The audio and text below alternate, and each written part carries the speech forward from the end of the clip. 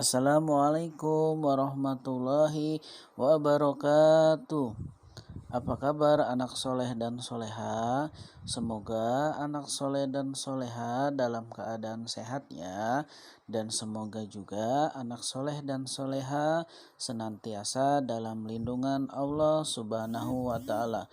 Amin amin ya rabbal alamin. Anak soleh dan soleha, hari ini kita belajar pendidikan agama Islam ya. Sebelum kita mulai, alangkah baiknya kita membaca doa belajar terlebih dahulu ya. Baik, mari kita bersama-sama membaca doa bersama. Bismillahirrohmanirrohim. Raditu billahi robba wa bil islami dina wa bi muhammadin nabiyya wa rasulah. Rabbi zidni ilma warzuqni fahma. Amin. Pelajaran 8. Mari berperilaku terpuji. Nabi kita Nabi Muhammad SAW adalah huswatun hasanah atau suri teladan yang baik bagi umat manusia. Nabi Muhammad diutus ke dunia untuk menyempurnakan akhlak manusia. Kita harus meneladani perilaku beliau. Salah satunya adalah akhlak terpuji, yaitu gemar membaca, pantang menyerah, rendah hati, dan hemat. Ayo kita belajar beberapa perilaku terpuji. Yang pertama adalah gemar membaca. Gemar dapat diartikan suka atau senang sekali. Jadi gemar membaca dapat diartikan sebagai kesukaan akan membaca atau ada kecenderungan hati kita ingin membaca. Jadi kemajuan suatu bangsa bisa dilihat dari aktivitas rakyatnya yang sangat gemar membaca. Karena dengan gemar membaca dapat berdampak terhadap sumber daya manusianya. Ya, anak-anakku sekalian, jika orang mengatakan buku adalah jendela dunia, maka dengan membaca cara membuka jendela tersebut. Dengan membaca, kita bisa mengetahui banyak hal. Membaca juga membuka pikiran kita. Membaca juga memperkaya imajinasi dan menjadikan kita menjadi lebih kreatif. Pantang menyerah.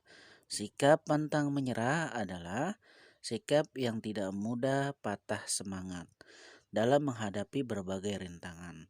Selalu bekerja keras untuk mewujudkan tujuan.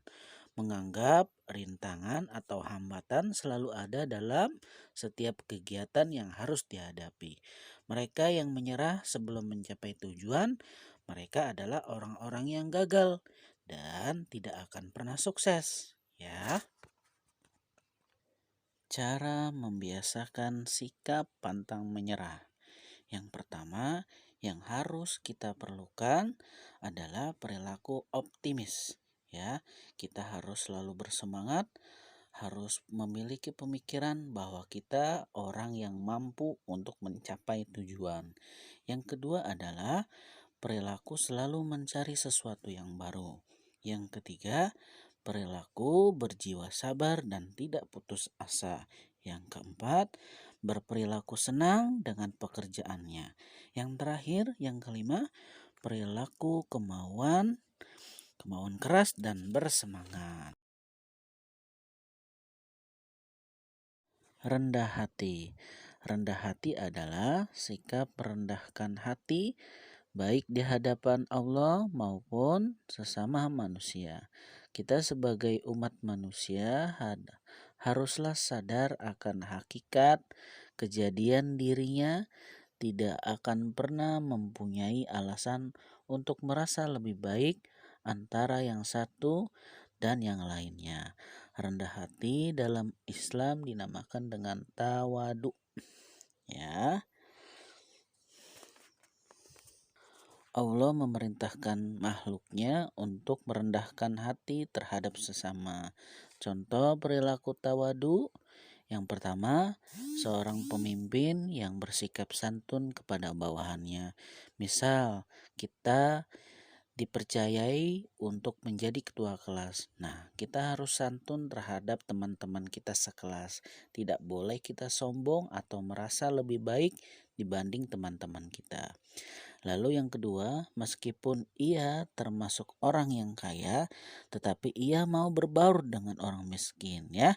Jadi tidak ada pembeda antara orang kaya dengan orang miskin. Lalu berikutnya, seorang murid masih mau menghormati guru yang pernah mengajarkan di TK. Hemat. Hemat adalah sikap berhati-hati dalam menggunakan atau mengeluarkan uang.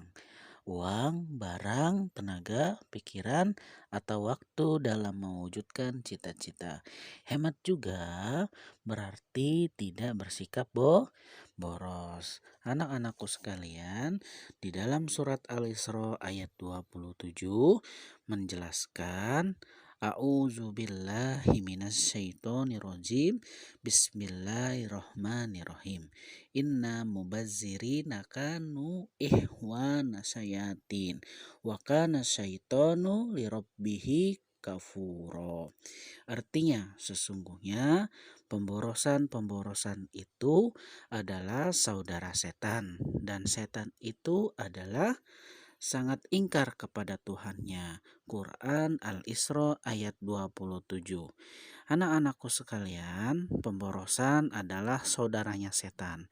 Maukah kita termasuk saudara setan? Ya, semoga tidak ingin ya. Maka dari itu, kita jangan melakukan perbuatan pemborosan ya atau berlebihan.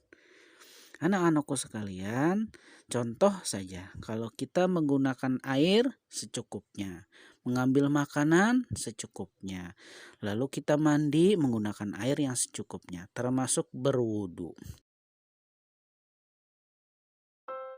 Alhamdulillah, kita sudah mempelajari pembelajaran yang ke-8.